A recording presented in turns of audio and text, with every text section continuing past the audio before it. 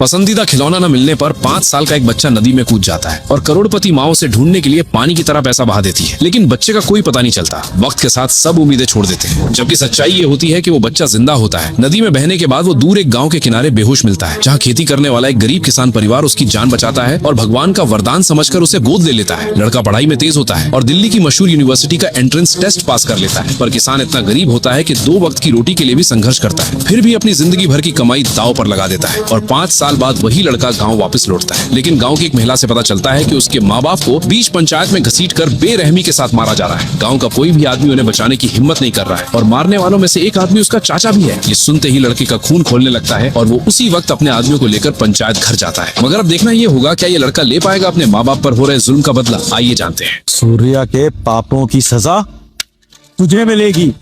बैठ लो। ये सब गलत आरोप लगा रहे हैं आप हम सब पर। सूर्या, सूर्या,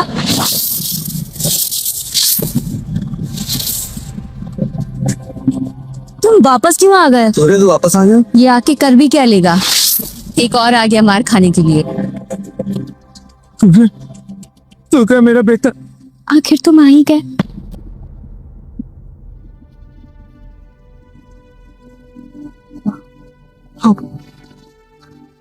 सूर्या मेरा बेटा, तू आ गया। सूर्या, कहाँ था इतने सालों से मेरा बेटा? देख देख, तेरे बिना उन लोगों का क्या हाल होगा। अम्मा, बाबा, मुझे माफ कर दो, मैंने आने में बहुत देर कर दी। नहीं, तू सही सलामत आ गया, वही हमारे लिए बहुत है। हमका और कुछ ना चाहिए, कुछ ना चाहिए बेटा। और तू कितना दुबला हो गया है और बड़ा भी हो गया। अम्मा, तुम्हारे हाथ? नहीं तो हमें कुछ नहीं हुआ, हम ठीक है। अम्मा, मुझे तुम्हें छोड़कर ही नहीं जाना चाहिए था।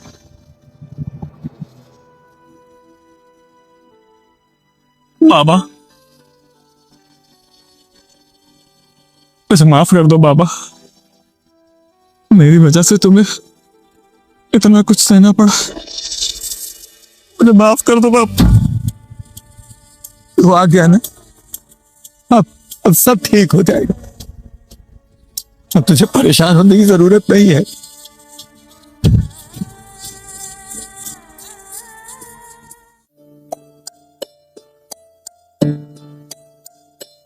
सूर्य, तुम कहाँ थे इतने सालों से? मैंने तुम्हारा कितना इंतजार किया। बोलो कहाँ थे इतने सालों तक? आई एम सॉरी तारा, सब मेरी गलती है। मुझे बहुत पहले आ जाना चाहिए था, लेकिन अब मैं वापस आ गया हूं। अब मैं तुम्हें कभी छोड़कर नहीं चाहूंगा। वादा दो मुझसे। मैं वादा करता हूं, मैं तुम्हें कभी छोड़कर नहीं चाहूंगा। और आज के बाद तुम्हें, माँ बाबा को कोई तकलीफ नहीं होने दूंगा। इन लोगों ने मुझे, माँ बाबूजी को इतना मारा, तुम नहीं आते तो हमें लोग मारे डालते। डोंट वरी तारा, जिन्होंने भी तुम्हें मारा है उन्हें उनके किए की सजा मैं दूंगा। तो तू मुझे सजा देगा सूर्या? मत भूल, मैं तेरा चाचा हूं, राणा। खाल खींच लूंगा मैं तेरी अगर अपनी पर आ गया, समझा ना? अरे कैसा चाचा और कैसा भतीजा, नदी में पड़ा मिला था ये इनको। इससे हमारा क्या रिश्ता? प्रधान बाबूजी बिल्कुल सही कह रहे हैं पापा। ये अनाथ लोग को ना बहुत अच्छे से जानते हैं। दिल्ली जाकर के न जाने कौन कौन से क्राइम किए होंगे इसने, और यहाँ आकर के हम लोगों को आके दिखा रहा है। मैं तो ये सोच रही हूँ कि बिना पैसों के 5 साल दिल्ली में रहा कैसे? वहाँ सिर्फ चोरी चकारी नहीं की होगी इसने, रेप और मर्डर भी किए होंगे। तुम लोग को अगर ऐसा लगता है कि सूर्या तुम लोगों को हमसे बचा लेगा, तो ये तुम लोगों की बहुत बड़ी गलतफहमी है। इसको मिला करके भी ना, आज भी तुम लोग की औकात हमारे घर के कचरे के बराबर भी नहीं है। कचरा किसे कहा तुमने? तुम्हारी हिम्मत कैसे हुई मुझे हाथ लगाने की? तेरी 2 टके की औकात नहीं है और तूने मेरी बेटी को हाथ लगाया। टेंशन मत लो, सोनिया अकेली नहीं थी। तुम सबको अम्मा, पापा और तारा पर हाथ उठाने की सजा मिलेगी। यू बास्टर्ड, तुझे पता भी है पापा इस टाउनशिप प्रोजेक्ट के बॉस के राइट हैंड है यहाँ पर। तूने सही नहीं किया मुझे थप्पड़ मार के। इस सूर्या का दिमाग खराब हो गया बाहर जाकर, प्रधान जी और राणा जी से पंगा ले रहा है। बाहर जाकर तू अपनी औकात भूल गया है। सबसे पहले तुझे तेरी औकात याद दिलानी। सूर्या बेटा, अब गांव बहुत बदल चुका है। तुम्हारे चाचा राणा यहाँ के टाउनशिप के इंचार्ज हैं। तुम उनसे झगड़ा मत करो, नहीं तो तुम्हें भी निकलवा देंगे। राम दुलाल सही बोल रहा है बेटा, तुम पढ़े लिखे हो, तुम अपने भविष्य पर ध्यान दो। इस तरह के परिवार के झगड़े में मत पड़ो। हाँ सूर्या, बाबूजी सही कह रहे हैं। तुम सिर्फ अपने करियर पे फोकस करो, ये सब हम देख लेंगे। हमें थोड़ा बहुत सहना पड़ेगा तो हम सह ले, लेकिन अपने सुख और शांति के लिए तुम्हारी जिंदगी बर्बाद नहीं कर सकत बेटवा। ये तो तभी बर्बाद हो गई थी जब इसने मेरी बेटी सोनिया पे हाथ उठाया था। तू मुझे सजा देगा, मार देगा, मार के दिखा मुझे। जाने दो राणा, सूर्या की तरफ से मैं माफी मांगता हूँ। माफी तो इस सूर्या को मांगनी होगी, वो भी मेरे पैरों पे गिरकर। तब मैं सोचूंगा कि मैं इसकी जिंदगी बख्शूं या इसे छोड़ूं।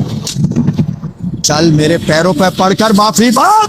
थोड़ी देर रुक जाओ राणा, माफी तो तुम मांगोगे, वो भी पैरों में गिरकर, मुझसे, अम्मा बाबा से और तारा से। मैं इस टाउनशिप का इंचार्ज हूँ और पूरा गांव मेरे साथ है। और तू मुझसे कह रहा है कि मैं तेरे पैरों पे पड़कर तुझसे माफी मांगू। राणा, अगर मैं चाहूँ तो चुटकी बजाते तुम आसमान से जमीन पर आ जाओ। तुम्हें क्या लगता है सूर्या कि तुम दिल्ली से पढ़कर आए हो, इसमें बहुत बड़े आदमी हो गए हो?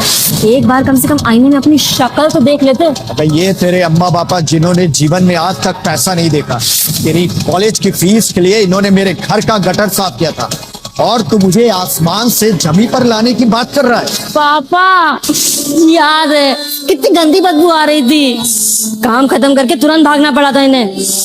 ये बात तो मुझे पता ही नहीं थी कि पैसों के लिए लोग इतना गिर सकते हैं। नाम डुबा दिया हमारे खानदान का। सूर्या, हमका माफ कर दो बेटवा, हम भी वजह से तुमका इतनी शर्मिंदगी उठावे की पड़ी। अम्मा, बाबा, आपने जो भी किया ईमानदारी से मेरे और तारा के लिए किया, इसमें शर्मिंदगी की कैसी? शर्म तो इनको आनी चाहिए जो अपने बड़े भाई से इस तरह के काम करवाते। अबे सुन, शहर में जाकर 4 किताबें क्या पढ़ ली, तो अपने आप को बहुत बड़ा होशियार समझ रहा है।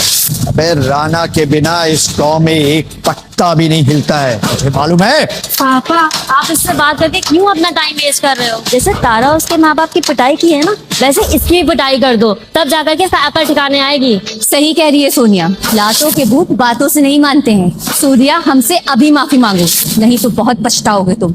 माफी मंगवाओगे मुझसे? चलो देखता हूँ कैसे मंगवाते हो माफी। सूर्या को तो बाद में देखेंगे, पहले इस तारा का मैटर सुलझा लो। तारा, अस्मित राठौर तुम्हारा इंतजार कर रहा है।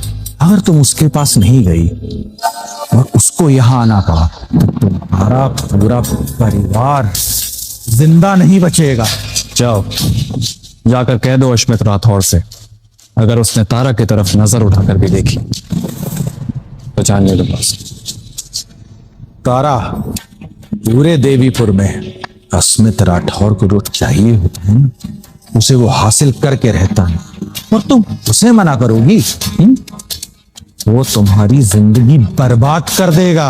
अगर तुम अपनी फैमिली को जिंदा देखना चाहती हो तो चलो मेरे साथ। अगर वो तुमसे खुश हो गया ना, तुम्हारे पूरे परिवार को सोने से तौल देगा। जाओ कह दो अपने मालिक अस्मित से, तारा आज भी सूर्या की है, कल भी सूर्या की थी और हमेशा सूर्या की ही रहेगी। अगर उसे कोई भी दिक्कत है तो वो भाड़ में जा सकता है। तू कितनी किस्मत वाली है, तुझे समझ भी आ रहा है तेरा एक फैसला तेरी किस्मत को बदनसीबी में बदल देगा। तो मरेगी तो तेरे साथ साथ तेरे माँ बाप भी मारे जाएंगे अस्मित के हाथों, और ये सूर्या भी। इतनी बेवकूफ है तू तारा, अश्मित जैसे अमीर लड़के को इस अनाथ सूर्या के लिए छोड़ रही है। तू ना जिंदगी भर गरीब की गरीबी रहेगी, कभी अमीर नहीं बन सकती। मैं गरीब ही ठीक हूँ, कम से कम मेरे पास इज्जत तो है। तुम्हारी तरह नहीं हूँ बेशरम कि किसी के भी साथ पैसों के लिए चली जाऊं। सोनिया बेटा, अच्छा हुआ कि इसने अस्मित को मना कर दिया। और वैसे भी अमित राठौर की मर्जी के बिना इस टाउनशिप में किसी को घर तो मिलेगा नहीं। और मैं अपने बॉस से ये कह दूंगा कि ये लोग अपनी जमीन के दाम महंगे मांग रहे हैं। फिर देखते हैं कौन बचाएगा इनकी जमीन को। राणा, तुम्हें सच में लगता है कि तुम्हारा बॉस तुम्हारी बात पर यकीन करेगा? बॉस क्यों नहीं विश्वास करेंगे इनकी बात का? तुम जानते नहीं हो इनके बॉस बहुत ही स्ट्रिक्ट हैं। उनको ना सुनने की बिल्कुल भी आदत नहीं है। और अगर उन्हें पता चला ना कि तुमने जमीन के औने पौने दाम मांगे हैं तो तुम सोच भी नहीं सकते कि तुम्हारा क्या हाल करेंगे वो। सूर्या, राणा ने अगर तुम लोगों के खिलाफ बॉस के कान में कुछ जहर भर दिया तो तुम लोगों का बहुत नुकसान हो जाएगा। इससे अच्छा है कि सब कुछ भुलाकर तुम लोग समझौता कर लो। राम दुलार सही कह रहा है सूर्या। तुम कितने भी पढ़ लिख जाओ, हमारे बॉस से बड़े थोड़ी ना हो जाओगे। और अगर उसके खिलाफ जाओगे ना तो अपना भविष्य खराब करोगे। कहीं चपरासी की भी नौकरी नहीं मिलेगी तुमको। सूर्या, तुम हमारी चिंता ना ही करो बिटुआ। हम अपने लिए तुम्हारा भविष्य खतरे में ना ही डाल सकते हैं बिटुआ। आप लोग विशाखा चाची की बातों में मत आइए कि हमारी जमीन लेने के लिए कुछ भी कहेंगी। इतनी बड़ी कंपनी का बॉस, उसके पास खुद की अकल नहीं होगी? अगर इन लोगों ने उल्टा सीधा हमारे बारे में उनको कुछ बता भी दिया तो हम उन्हें सच्चाई बताएंगे। राणा टाउनशिप का इंचार्ज है। बॉस राणा की बात सुनेगा कि तुम्हारी? तारा, तुम टेंशन मत लो। बॉस राणा की बात पर तभी विश्वास करेगा अगर वो बेवकूफ होगा। जिस बॉस ने हमारे गांव में टाउनशिप की प्लानिंग की, जमीन के बदले घर और पैसे दे रहा है, और जिसके इतने एहसान हमारे गांव वाले ऊपर हैं, उसे तुम बेवकूफ कह रहे हो? अगर हमारे बॉस को पता चला ना कि हम सब उसको पीठ पीछे बेवकूफ कहते हैं तो बंद कर देगा वो टाउनशिप वाला प्रोजेक्ट। और फिर ना किसी को जमीन के पैसे मिलेंगे और ना ही घर। गांव वालों को जमीन के बदले घर नहीं, विला मिलेगा, वो भी स्विमिंग पूल के साथ। और तुम लोगों को टाउनशिप प्रोजेक्ट में एक फूटी कौड़ी भी नहीं मिलेगी, इसकी गारंटी मैं लेता हूं। वाह, पढ़ाई लिखाई करने का कुछ तो फायदा है। बोलने की ताकत आ जाती है। जेब में भले ही 100 रुपए ना हो, लेकिन एक्टिंग कितनी अच्छी कर रहे हैं, जैसे ये खुद ही बॉस हो। मम्मा, अमीर बनने की एक्टिंग चाहे जितनी भी अच्छी कर ले, लेकिन रहेगा तो ये अनाथ ही ना, जिसे इन भिखारियों ने पाला है। तुम्हारे लिए एक थप्पड़ काफी नहीं था क्या, जो दूसरा भी चाहिए? तुम देख नहीं रहे मेरे पापा यहीं खड़े हैं, तुम इनके सामने मुझे मारने की हिम्मत कर रहे हो? हिम्मत है तो मुझे मार के दिखाओ। बस बहुत हुआ। जमीन के पेपर पर अंगूठा लगा दो भैया। और वैसे भी तुम्हारी पूरी जिंदगी गरीबी में ही गुजरी है, कुछ अच्छा करके जाओ बुढ़ापे में। अगर तुमने इस जमीन के पेपर पर साइन नहीं किए ना, तो तुम्हारे बेटे सूर्या का पूरा करियर खराब हो जाएगा। और हाँ, वो तारा अस्मित का खिलौना बनकर रह जाएगा। यही काम पहले कर लिया होता ना रवि भैया, तो इतना तमाशा ना खड़ा होता। राणा, पहले मुझसे वादा करो कि मेरा अंगूठा लगाने के बाद तुम सूर्या को परेशान नहीं करोगे। पहले अंगूठा लगाओ, फिर ये बकवास करना।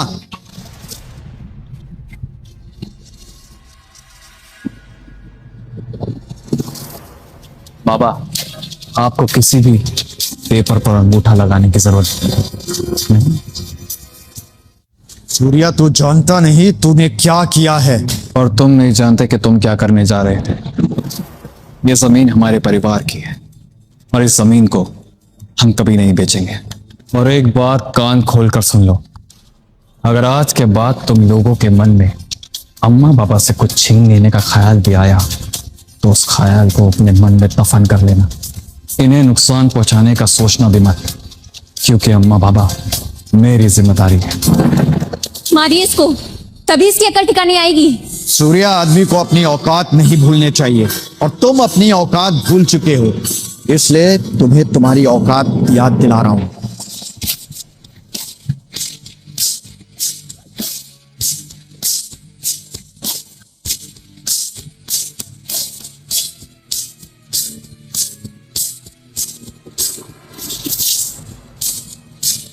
देखता हूं कितना मजबूत बनने की एक्टिंग करते हो तुम।